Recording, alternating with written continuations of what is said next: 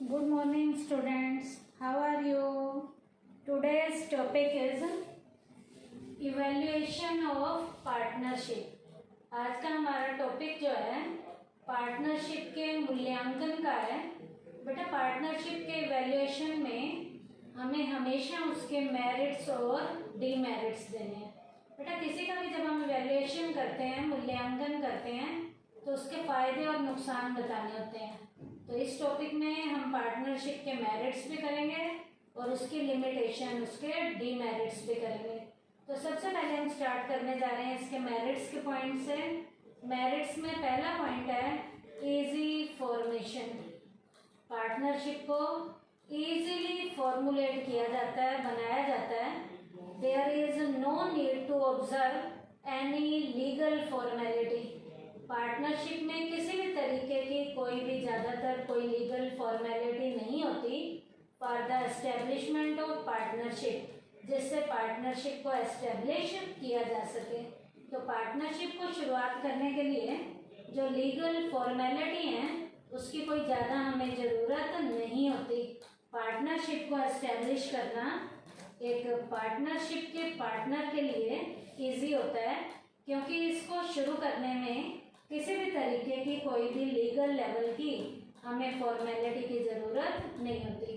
जैसे soul trader में हमें किसी भी फॉर्मेलिटी की ज़रूरत नहीं होती, ऐसे ही पार्टनरशिप में भी हमें पार्टनरशिप को शुरू करने के लिए किसी भी लीगल लेवल की फॉर्मेलिटी की ज़रूरत नहीं होती।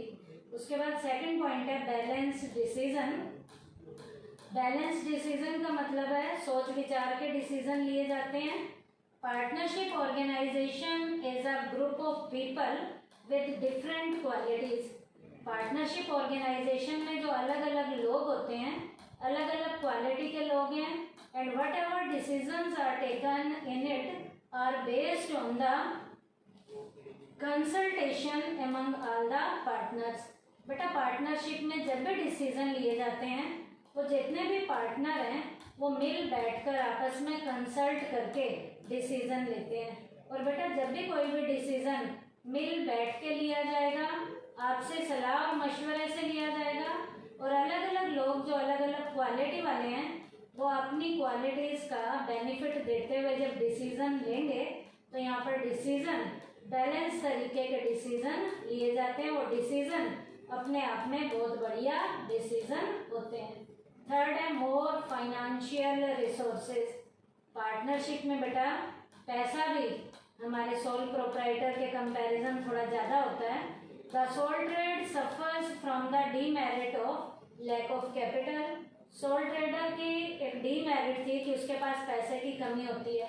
इस पैसे की कमी की प्रॉब्लम को एक सोल ट्रेडर सहता है, बट ना partnership business is free from this drawback. लेकिन पार्टनरशिप का जो बिजनेस है इस ड्रॉबैक से फ्री होता है। क्यों ड्रॉबैक से फ्री होता है? सोल ट्रेडर में तो एक अकेले ने पैसा लगाना होता है, और पार्टनरशिप में कम से कम 2 व्यक्ति पैसा लगाते हैं और मैक्सिमम 50 लोग पैसा लगाते हैं। तो जो 50 लोग होंगे वो जब आएंगे इस फर्म को ज्वाइन करेंगे तो वो अपना पैसा भी लेकर आएंगे। तो पार्टनरशिप के बिजनेस में फाइनेंशियल रिसोर्सेज सोल ट्रेड के बिजनेस के कंपैरिजन ज़्यादा होते हैं। उसके बाद है डिवीजन ऑफ रिस्क। रिस्क को भी पार्टनर आपस में डिवाइड करते हैं। Unlike the sole trade the entire burden in case of loss does not fall on any single individual. बेटा सोल ट्रेडर में तो क्या था, सारे प्रॉफिट अकेला लेता है तो लॉस भी अकेले के ऊपर आते हैं, लेकिन यहाँ ऐसा नहीं है, but gets divided among many partners. यहाँ पर बेटा जो रिस्क है, जब प्रॉफिट बांट कर पार्टनर लेते हैं तो रिस्क भी जितने भी पार्टनर्स होंगे वो मिल बांट कर रिस्क को कवर करेंगे। सोल ट्रेड में सारा प्रॉफिट एक अकेले की जेब में जाता है तो लॉस भी अकेला सहता है, लेकिन पार्टनरशिप में पार्टनर्स जो हैं मिल बांट कर रिस्क को सहते हैं, क्योंकि प्रॉफिट जैसे वो मिल बांट के लेते हैं वैसे ही वो रिस्क को, लॉस को भी मिल बांट कर कवर करेंगे। उसके बाद है secrecy. The accounts of partnership firms are not presented before the public as is the case with this company। बेटा कंपनी वालों को तो अपने अकाउंट आम लोगों के सामने पब्लिश करने पड़ते हैं, लेकिन पार्टनरशिप में ऐसा कुछ भी नहीं होता। पार्टनर्स को अपनी पार्टनरशिप के जो अकाउंट्स हैं वो आम लोगों के आगे पब्लिश नहीं करने पड़ते। तो जब आम लोगों के आगे पब्लिश करने ही नहीं है तो पार्टनरशिप में सीक्रेसी होती है। कंपनी वालों को अपने अकाउंट आम लोगों के आगे पब्लिश करने होते हैं तो कंपनी फॉर्म में सीक्रेसी नहीं होती। तो यहाँ हम कह भी सकते हैं कि कंपनी के कंपैरिजन पार्टनरशिप जो फर्म है उसमें सीक्रेसी कंपनी के कंपैरिजन ज़्यादा होती है। कंपनी में सीक्रेसी बिल्कुल भी नहीं होती, सोल ट्रेडर में सबसे ज़्यादा होती है, पार्टनरशिप में थोड़ी कम होती है, लेकिन कंपनी में तो बिल्कुल भी नहीं होती। तो हम पार्टनरशिप फर्म पढ़ रहे हैं तो इनमें सीक्रेसी कंपनी के कंपैरिजन ज़्यादा होती है। तो ये तो था हमारा इवेल्युएशन में मेरिट्स के पॉइंट थे पार्टनरशिप के।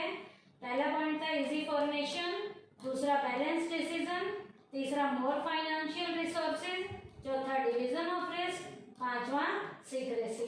अब बेटा इसके वैल्यूएशन में हमने इसके ड्रॉबैक भी पढ़ने हैं, डीमेरिट्स डिसएडवांटेजेस भी पढ़ने हैं। तो इसके लिए हम इसकी लिमिटेशंस पढ़ेंगे। लिमिटेशन पार्टनरशिप में पहला पॉइंट है unlimited liability. In partnership every partner has unlimited liability. Partnership में हर पार्टनर की लायबिलिटी अनलिमिटेड होती है। Every partner is responsible collectively and individually for all his liabilities of partnership। यहाँ पर हर पार्टनर अनलिमिटेड लाइबिलिटी को कोलेक्टिव तरीके से भी सहता है और इंडिविजुअली भी सहता है। इंडिविजुअली का क्या मतलब है? सबकी ओर से वो इंडिविजुअल पहले तो अकेला जिम्मेवार होगा, और कोलेक्टिवली का क्या मतलब है? सबकी ओर से वो एज अ रिप्रेजेंटेटिव बनकर भी सबकी ओर से सामूहिक तौर पे जिम्मेवारी को निभा सकता है। तो यहाँ अनलिमिटेड लायबिलिटी का मतलब वही है कि लॉस की रिकवरी में लॉस जो है उसकी पर्सनल प्रॉपर्टी में से कवर किया जाएगा जब हैवी लॉस हो जाते हैं। हैवी लॉस का मतलब है जब कंपनी की एसेट्स कम है, उनकी फर्म की एसेट्स कम है और लायबिलिटी ज़्यादा है, ऐसी कंडीशन में पार्टनर्स की पर्सनल प्रॉपर्टी में से भी लॉस को कवर किए जाते हैं। तो पार्टनरशिप का पहला ड्रॉबैक का पॉइंट क्या है कि पार्टनर्स की लायबिलिटी कैसी होती है? अनलिमिटेड होती है। उसके बाद है limited resources. The financial resources remain confined to the capital of partners. जो भी पैसा आता है पार्टनरशिप में, पार्टनर्स का इकट्ठा किया हुआ पार्टनर्स का पैसा आता है, and their capacity is to raise loan. और यदि वो पैसा कम पड़ जाता है तो इन्हें उधार लेने की भी जरूरत पड़ती है। इसका मतलब इनके पास भी पैसा इतना ज़्यादा नहीं होता। लेकिन ये बात है कि सोल प्रोप्राइटर के कंपैरिजन तो पैसा ज़्यादा होता है, लेकिन कंपनी के कंपैरिजन, यहाँ पर कंपनी के साथ हम इसे कंपेयर करेंगे, कंपनी के कंपैरिजन यहाँ पर रिसोर्सेज क्या होते हैं? काफ़ी कम होते हैं। तो यहाँ पर हम क्या बताएंगे? इनके रिसोर्सेज कैसे होते हैं? लिमिटेड लेवल के इनके रिसोर्सेज होते हैं। जब लिमिटेड लेवल के रिसोर्सेज हैं, पैसा इनके पास कम है, तो इनके पास साधन भी क्या होंगे? कम होंगे। किसके कंपैरिजन? कंपनी के कंपैरिजन। उसके बाद है लैक ऑफ हार्मनी, सहयोग की भी कमी होती है। The success of partnership depends on mutual understanding, confidence and cooperation. Partnership की सक्सेस जो है पार्टनर्स के म्यूचुअल अंडरस्टैंडिंग पे डिपेंड करती है, उनके कॉन्फिडेंस लेवल पे डिपेंड करती है और उनके कोऑपरेशन पे डिपेंड करती है। But whenever there are more people, when there are more people, there can be differences of opinion। बेटा जब ज़्यादा लोग होते हैं तो उनके ओपिनियन में डिफरेंस आ जाता है। बेटा 2-4 लोग हों तो उनके डिफरेंसेस नहीं होते, उनके विचार आपस में मिलते हैं। लेकिन जितने ज़्यादा लोग होंगे तो उनके मत क्या होंगे? अलग होंगे। तो जब उनके ओपिनियन अलग अलग होते हैं तो यहाँ पर बेटा म्यूचुअल अंडरस्टैंडिंग से काम नहीं होता, यहाँ पर लड़ाई झगड़ा भी होना शुरू हो जाता है। तो लैक ऑफ हार्मनी, इसका मतलब सहयोग की कमी कौन सी ऑर्गेनाइजेशन में पाई जाती है? पार्टनरशिप की ऑर्गेनाइजेशन में। क्यों? क्योंकि यहाँ पर मेंबर्स कई बार जो है म्यूचुअल अंडरस्टैंडिंग से काम करने की कोशिश तो करते हैं, लेकिन उनके बीच में प्रॉपर कोऑपरेशन नहीं होता, अंडरस्टैंडिंग भी नहीं होती और उनका कॉन्फिडेंस लेवल भी उतना बढ़िया नहीं होता। तो जिसके कारण सहयोग की क्या पाई जाती है? कमी पाई जाती है। उसके बाद है लैक ऑफ कॉन्टिन्यूटी। ये बिजनेस कॉन्टिन्यूस लेवल पे भी नहीं चलता है। The existence of partnership is very uncertain. Partnership का बिजनेस जो है अनसर्टेन लेवल का होता है। In case of only two partners the partnership business ends with any of the reason. दो पार्टनर में से किसी एक पार्टनर को कुछ भी हो जाए तो पार्टनरशिप का एंड हो जाता है। कुछ भी हो जाएगा मतलब दो में से एक की डेथ हो जाए तो पार्टनरशिप वैसे ही खत्म हो जाएगी। पार्टनर्स में से कोई पार्टनर पागल हो जाए तो भी पार्टनरशिप का एंड हो जाएगा। किसी को जेल हो जाए, कोई पागल हो जाए या इंसॉल्वेंसी वाली कंडीशन जो है, दिवालिया वाली कंडीशन भी हो जाए तो भी पार्टनरशिप खत्म हो जाएगी। तो पार्टनरशिप के बिजनेस में कॉन्टिन्यूटी ज़्यादा नहीं होती। तो इसके लिमिटेशन का पॉइंट क्या है, ये लैक ऑफ कॉन्टिन्यूटी। उसके बाद है लैक ऑफ पब्लिक फेथ। आज के टाइम में पार्टनरशिप पे लोगों का विश्वास भी थोड़ा बहुत कम होना शुरू हो गया है क्योंकि पार्टनर्स एक दूसरे को धोखा देने लग गए हैं। Since unlike the company business the annual accounts of partnership business are not presented to the public. Company वालों को तो अपने एनुअल अकाउंट पब्लिक के आगे पब्लिश करने पड़ते हैं, लेकिन पार्टनरशिप में ऐसा कुछ भी नहीं होता। उन्हें अपने अकाउंट आम लोगों के आगे पब्लिश नहीं करने पड़ते। तो कई बार ये दिखाते हैं कि हम प्रॉफिट में जा रहे हैं, जबकि एक्चुअल में इन्होंने अपने अकाउंट नहीं दिखाए। इनकी पार्टनरशिप घाटे में भी जा रही होती है, जिसके कारण बेटा लोगों का पार्टनरशिप के ऊपर विश्वास जो है धीरे धीरे से घटना शुरू हो गया है। तो पार्टनरशिप पे लोगों का विश्वास क्या होना शुरू हो गया है, कम होना शुरू हो गया है। तो ये तो पार्टनरशिप की क्या थी लिमिटेशन के पॉइंट, क्या क्या, unlimited liability, limited resources, lack of harmony, lack of continuity, lack of public faith. अब कंक्लूजन में क्या बताना है कि पार्टनरशिप बिजनेस कौन सी वाले एरिया के लिए सूटेबल होगा। तो पार्टनरशिप का बिजनेस वहाँ के लिए सूटेबल होगा जो मीडियम साइज का हमारा बिजनेस होगा और जहाँ पर पार्टनर्स में म्यूचुअल लेवल की अंडरस्टैंडिंग होगी। उस एरिया में तो पार्टनरशिप हमें फ़ायदा देगी और यदि ऐसी कंडीशन नहीं होगी तो पार्टनरशिप से हमें फ़ायदे के बजाय क्या हो सकते हैं, नुकसान हो सकते हैं।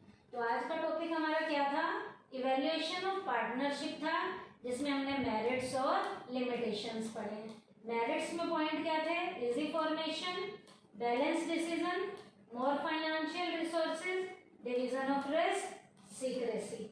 और लिमिटेशन में डिसएडवांटेजेस में डिमेरिट्स के पॉइंट क्या क्या हैं, unlimited liability, limited resources, lack of harmony, lack of continuity, lack of public faith. Thank you बेटा।